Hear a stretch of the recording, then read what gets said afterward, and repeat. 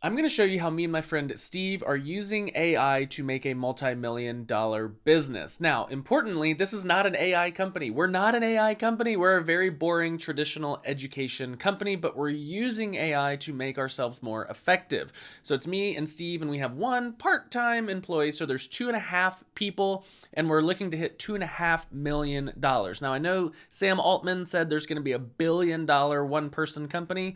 That sounds awesome. That's not us. So I'm going to show you actual code, actual prompts, and we're going to dive into how AI is helping us run this business. It's probably helpful to explain what our business actually does. So, like I said, we are an education business. We sell primarily developer education. So here we've got high performance SQLite. If you want to learn how to use SQLite, the database, if you want to learn how to use Postgres, the database, we've got mastering Postgres. If you want to learn how to use Rails with SQLite, we've got high leverage Rails. And then finally, we've got a course on how to create video at screencasting.com.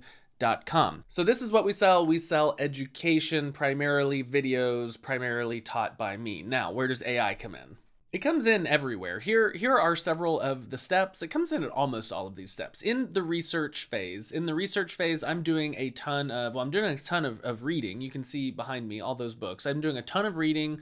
I'm finding stuff on the internet. Deep research helps here to help me uncover new primary sources. It also helps me synthesize a lot of the research that I've already done. But I'm not really asking GPT to come up with an entire course outline, but I am brainstorming with it with my domain knowledge to help me figure out maybe a good way to break stuff up or go deeper in certain areas. Recording and editing, that's 100% human. I do all of the recording and Steve does all of the editing unless it's a guest instructor. And I think one of the principles here is we should let computers do what computers are good at and humans do what humans are good at. When we get down to transcoding and publishing, those are very much just computer activities. But recording the videos, actually teaching other people, I still think it's a pretty human activity. I use AI all the time while I'm coding, but I still think teaching is a very human activity. And one thing that I'm not going to do is ever create an AI avatar of myself and then pretend like it's actually me. I think that's a bad idea. So over here, we've got some principles. Let's say, let the computer do what computers are good at. And let's make this, we'll make this black and not faded. So that is one principle, and we're gonna come back over time. I've got a few other principles for working with AI. First is let the computer do what the computer's good at so that the humans can do what the humans are good at. I think it's really sad when we're letting the computers do what humans should be doing, but that's a topic for a different day. Now, getting down here to transcoding and publishing, there's a lot of grunt work down here. So the first thing is transcoding. That's taking those massive videos that we record and turning them into something that is more easily delivered over the internet. Now, we've got a full article on this with a very good, if a little bit wordy title, Delivering 15 Terabytes of 4K Video with Cloudflare R2 for $2.18. It's a good title. It could be a little pithier, I will admit. But in this article, we just basically share all the secrets for how we deliver all of our video, including this giant script right here, this ffmpeg command. And this is where AI comes in again. And let's do this. I have another principle here. So another principle is use non-deterministic. Hey, I got that right. Use non-deterministic systems to produce deterministic, boy, it's a long one, systems. Now, what in the world does that mean? Use non-deterministic systems to produce deterministic systems. AI fundamentally is non-deterministic. You can ask it the same question over and over and over, or have it solve the same problem over and over and over, and you'll get something slightly different each time. That can be totally fine. If you're having it generate text or whatever, that can be totally fine. But in a lot of systems, you need an input to always produce the same output, and that is deterministic. And so here, I like to use AI to write code for me because code is fundamentally deterministic, where this AI is not. So if we look over at some code here, let's close all of this and let's open this directory here. We have an HLS directory with some scripts in it. ChatGPT wrote all of these scripts, and if we look at this, you'll see these are the scripts that we use. Steve runs this on his computer. These are the scripts we use to take these massive videos and turn them into something that is streamable. It's a bunch of lines, and you can see it's got a little output down here. It's a bunch of lines of a bunch of bash scripting and a bunch of FFmpeg. And this is written basically fully by ChatGPT. So you can see we define some resolutions here, some bit rates, and some outputs. And this is what takes our videos and makes them streamable. Now, Steve is only able to use ChatGPT to do this because he already has the domain knowledge, the domain expertise to produce that script. So maybe another principle is use your domain knowledge. Maybe we'll say leverage your domain knowledge with AI. So it is possible that you could have gotten all the way to that script knowing literally nothing about video. I think it would have been very hard. Steve knows a ton about video, and so he's able to chat with ChatGPT to get to that very complex script that does all of the work. So we'll keep those principles going. But that's the transcode section. Now the publish section actually has a bunch of different parts. And so we're going to make a new guy over here, and we're going to say that this is publish, but in fact, this is breaking down publish. And the first step in publishing is push videos to R2. So from Steve's script, from his FFmpeg script that GPT wrote, we get a giant folder of output. We push all of that to Cloudflare R2. Then after that, we have a script that checks R2. We have a script that checks R2, and then if there are any new videos, then we have a script that transcribes the videos. And then we just keep going, and I'll show you the code for all of this. It's actually pretty simple. What do we do after we transcribe the videos? We create VTT files, and that is just captions. So all of the videos that we produce have closed captions, and that is powered by a VTT file. After we create VTTs, we have more work we have to do. So after we create the VTTs, we create a markdown transcript. And the markdown transcript is what actually goes on the web page. So you can see below the video a word for word transcript. Then you can see this is getting quite long already. Then after that, from the markdown transcript, we do a few different things. We create a we create a description. We create a description, and then we create, I think maybe just one other thing, we create a snippet. And these are both text generation. These are both text generation processes here that ChatGPT handles for us, but it handles it for us automatically. And I'm not going to say that it's agentic because I don't know, I don't really know what that means. I don't know if anyone really knows what that means.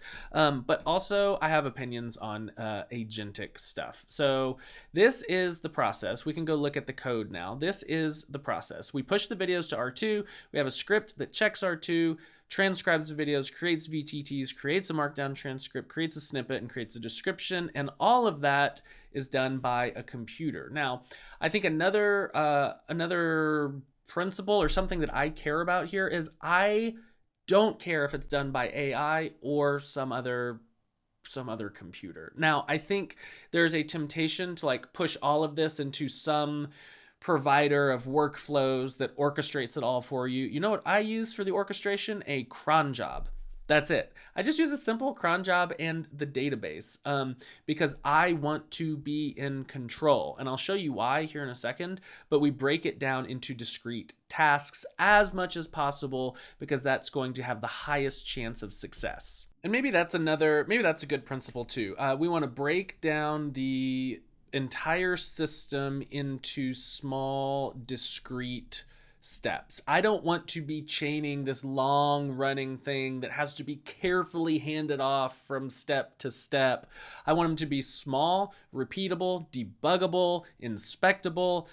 So break down the system into small, discrete steps. Each one of these things right here, each one of these things is a command that is run by my software in the background, which is Laravel application. So looking at this Laravel application, I am in the console.php, which defines basically my cron jobs. So here you'll see every minute we transcribe videos, we do markdown, we do snippets, we do captions every 10 minutes, we do summaries every 10 minutes, and we set vanity numbers, which is irrelevant. Then every 30 minutes we check Cloudflare to see if there are any new videos that have been uploaded by Steve.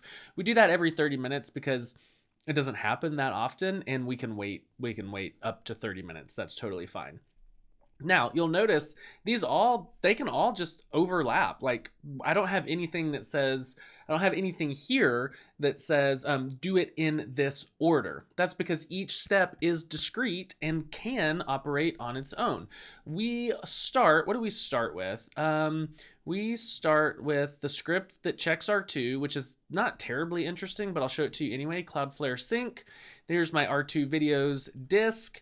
And then I just loop through every directory on R2, looking for two specific files that need to be there. Those must exist. So I look through those, and then I write it to the database.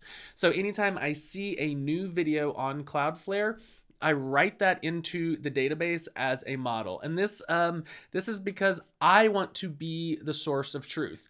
I want to orchestrate a bunch of different third parties, but fundamentally, I am responsible for all of that data. So I bring it all home into the database, and then I become the source of truth. That is a good principle. I want to own the source of truth. And now my database becomes the source of truth. One, because I am in control of it. Two, it becomes very easy to query. It's just in the database at that point. So coming back here, we'll go back to the console. Now, once we have the videos, we can go to the transcribe. I think that is the next one.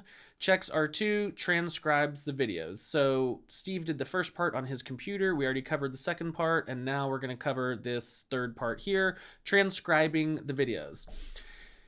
Okay.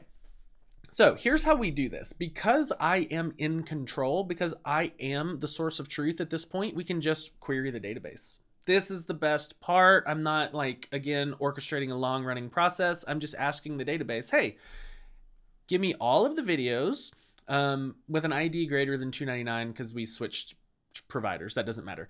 Give me all of the videos. I'm just going to drop that. Give me all the videos where the transcript field is null, but it does have a Cloudflare video. So I need to know all of the videos in my database that don't have transcripts but do have an underlying video file. And we haven't requested the transcript in the past 4 hours. So let's say that something goes wrong. I don't want to be hammering the provider over and over and over with the same failing video. I'll retry it every 4 hours, but I don't want to be doing it every minute, right? So we say, give me the ones that haven't been attempted in the last 4 hours, put them in random order. This may seem pointless, but imagine that we do have a video that fails. I actually don't want it to fail. Like I don't want to get 3 videos that fail and have those fail every 4 hours or whatever. I kind of want to just shuffle them up. So if there's one that fails, I'm not going to be holding up all of the others. So give me them in random order, give me 3 of them, and then we hop down here and we say, all right, I'm about to request this transcript, so let me add an event to this record. This is just writing a model, or it's just writing a new row in the database. And then we come down here, we grab the audio file, the MP3 audio file, and then we just send a create transcript request off to 11 Labs. This video is not sponsored, but 11 Labs is great. We use 11 Labs for all of our transcription. create realistic speech. In fact, we're doing the opposite. We're creating text from speech. It's very good at that. So we send it off, and then again, look, this is what we're doing. We're writing it to the database. That's it. We're not handing it off to the next step in the workflow. All we're doing is we're saying, here's the transcript, put it in the database. My job here is done. I don't know what else is going on out in the rest of the world. I don't care. My job is done. I wrote the transcript to the database. I'm the source of truth. This is a discrete action. Y'all have fun. Good luck. The actual transcript request is very simple. It just mirrors what their API expects, which is you upload the file. And you can pick your model, you can pick your language, but you just upload the file. So that is the transcribe videos. So coming back to console, you'll see transcribe videos we have just done. So we've done that one, and we can close you. So now all of these are done right here, and we are sticking to this principle of small discrete steps, right? Because I'm just saying I did my job, good luck, do the rest. And then I am the source of truth, meaning it's all in my database. Coming down here, we need to create VTT files. So this is another case of using a non-deterministic system to produce a deterministic piece of code. Because a VTT file is it's kind of a wonky format. It is a formatted, it's a formatted file that is the standard for closed captioning. And what I get back from 11 Labs is JSON, which is fine. That's actually more useful to me. But to create captions that work with our video player, I need to create a VTT file. I don't want to send the JSON off to some provider and say, can you make a VTT out of this? Because it's a rigid format going to a rigid format. That's what code is for. So let's go to VTT. That one's right here. So every 10 minutes, we create captions. Let's click into that, and you'll see convert 11 Labs JSON transcripts into VTTs. I'm pretty good at writing these descriptions. I'm the only one that ever sees them, but I'm pretty proud of those. So again, we're going back to the source of truth, which we own, and we're saying, hey, let's start a new query, and we want to see videos that don't have captions yet. So give me all the videos that don't have captions, but they do have transcripts. So where not null, transcript. And in fact, because the JSON formats are a little bit different, we only want transcripts where the provider is 11 Labs. Give me all of those. And you know what? I'm going to get all of them instead of limiting down to 2 or 3. I'm going to get all of them because we're not calling any external provider here. So we can just burn through all of them. It's not going to cost me any money. I'm not going to hit any rate limits. It's going to be just fine. Now, coming down here, we're going to loop over the videos, and we're going to generate a VTT. And this is just a local method. And I wrote 0 lines of this code right here. This, again, is where I'm saying, let's use a non-deterministic system to write deterministic code. And this was all written by ChatGPT. And I said, here's the input, here's the output. Write me a function that will handle that for me. And it did. So it takes the JSON format, it turns it into a web VTT. You can see we've got to format the time correctly. We got to add these weird little arrows. You got to do a bunch of stuff. But again, not my problem. Not my problem. The computer should do that, and the computer does do that. So coming back here, create VTTs. We are good there. We can turn that guy down. Now, create a markdown transcript. This one we actually are going to phone out to OpenAI to handle. So let's hop back over here. We'll come here. So we already did that one. We need a markdown transcript. Generate markdown from transcripts using OpenAI. Cool. Same idea. Where it has captions. So in the previous one, we just created captions. So now we're checking, hey, any videos have captions out there, specifically English captions? Because in the future, we might do other languages. Anybody have captions, but you don't yet have a markdown transcript? So now what we're doing is we're basically creating a third format. We're creating a third format of the word for word transcript. We've got the JSON, we've got the VTT, and now we're creating the markdown. And this is what's going to show on, this is what's going to show underneath the videos on the web page. And here again, we're going to say, hey, let's just only do this every 4 hours. Code comments, huh? They're never quite right. We haven't attempted this in 4 hours. So again, we're just having a little bit of a fail safe here. We're going to do it in random order again and just get 5 of them. And then once we're down here in the loop, we're going to say, I've attempted markdown. Who knows if it succeeded, but just in case, I've attempted it.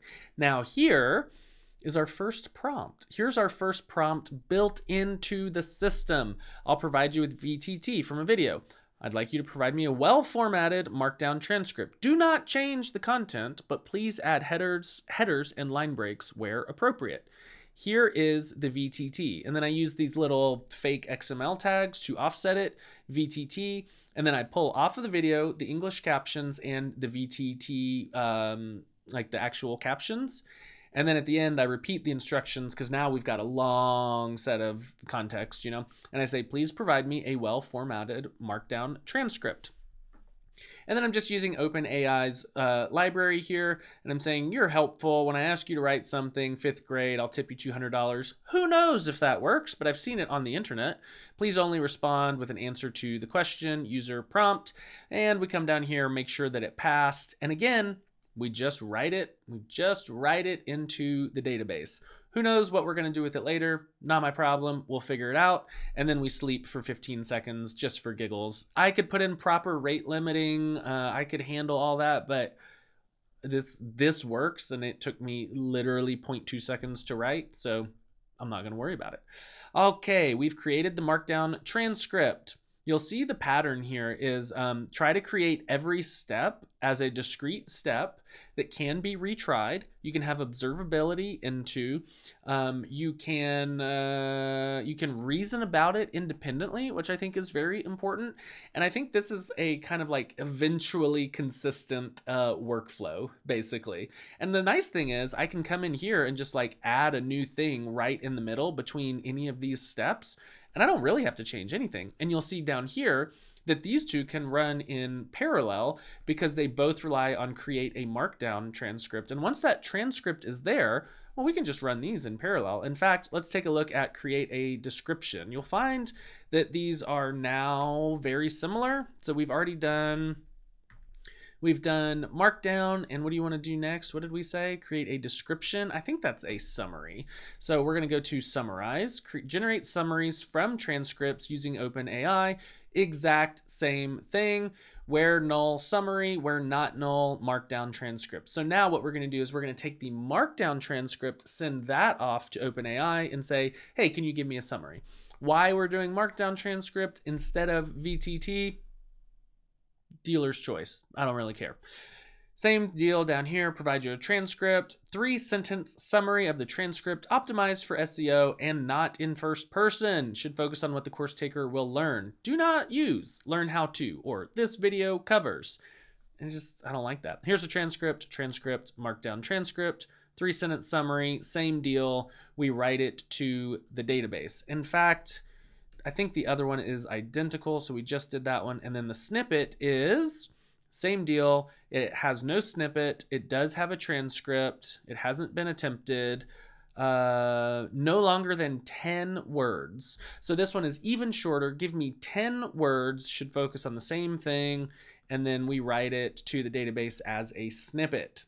We have run many hundreds of videos through this process just in the past year, and we couldn't have published everything that we've published so far if we did not have the computers working for us. So this is an instance of maybe not necessarily AI taking someone's job, but this is an instance of we didn't have to hire a freelancer to do all of this work, because instead of saying, hey, go find out how to create a transcript, then write a summary, then create a markdown file, then create a snippet, We just coded it one time and now it runs forever. So now we've got, I don't know how many videos we've published, maybe 300 or 400 videos that have everything that we need, and it took us no time at all and maybe cost us a few dollars, which is kind of crazy. The other thing is, whenever we add a new requirement, like we just added the requirement for the 10-word snippet, we just added that requirement this week. Now we can just go back and populate all of those, because this system is set up not to run as one workflow, but to kind of run as a guess and check. Every few minutes, something wakes up, checks the source of truth, and says, hey, does anything need to be done? No? Great. I'll go back to sleep. See you in a few minutes. But in this case, it woke up and said, oh, we got 400 videos we got to make snippets for. No problem. I'll get to work. That actually reminds me of a few other principles. Let's finish out with these last few principles here. One of the last principles is expect AI to get it 95% right. This one, the way that we handle this one is we take all of like the description and the snippet and the markdown transcript and we write it to the database, and then we never let AI touch that again. So after it's been written to the database, we can go in and look at it. We can go review every video and say, yeah, that looks fine. Or actually, I'm going to change that word. And we have an admin interface where you can go in and just change the words. So I'm not expecting it to get it 100% right. I just need it to get 95% of the way there, which means on some videos it'll be 100, and on some videos it'll be 90, and we can go in and tune up the ones that it kind of messed up. My final principle, I think right now, is it doesn't have to be AI. It can just be programming. So this is kind of important to me. I think right now, people want to use AI for everything, and that's great. It's new, it's incredibly useful, but do remember that sometimes it can just be a cron job. It can just be a cron job. You don't have to figure out who's the best agentic workflow provider. You can just write 15 different commands that query your database and then run on a cron job. Doesn't have to be AI. It can just be programming. These are the principles. These are the exact principles that we've encoded into our system that have allowed us to scale from a cold start. We started with $0 of revenue all the way up to almost $1 million in the first year. And like I said, our goal is at least 2.5 million with 2.5 people. And we're well on our way. So hopefully these principles will help you think about your business and how you can scale your business without scaling your headcount. Let me know what you think. I would love to hear your thoughts. Until the next time, see ya.